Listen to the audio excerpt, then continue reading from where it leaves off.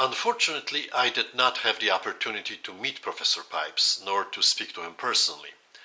But as the head of the Polish service of the Voice of America, I asked for an interview with him, which I listened to before the broadcast.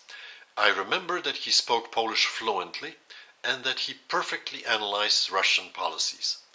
It was during the Solidarity period in Poland. The VOA's Polish service benefited a lot from the support of the President Reagan's administration, for which Professor Pipes worked at the White House. After the introduction of martial law in Poland, we increased the broadcasting time from 2.5 hours to 7 hours a day, and received funds to hire new journalists. This was thanks to the new Voice of America leadership, much criticized by previous bosses and some American-born journalists from the VOA English newsroom, who predicted that Reagan and his advisors, such as Pipes, would cause a dangerous crisis in relations with Russia and would undermine Voice of America's credibility.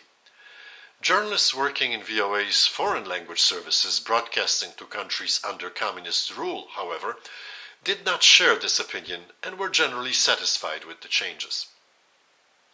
The number of Voice of America listeners in Poland increased during that time more than fourfold.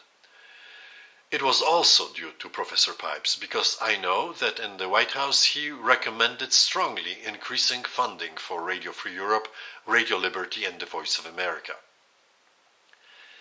I am also sure that thanks to Reagan's advisors like Professor Pipes, and of course Reagan himself, the management changes at the Voice of America have allowed us to address fully and without any censorship such topics as the Katyn massacre committed by the Soviet secret police on Stalin's orders, which previously were partially or at certain times even completely banned in VOA broadcasts, and during World War II presented by the Voice of America using Soviet propaganda lies.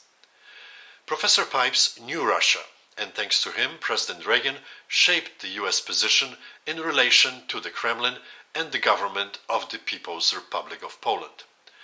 It is also thanks to Professor Pipes that Poland regained independence and is now a member of NATO.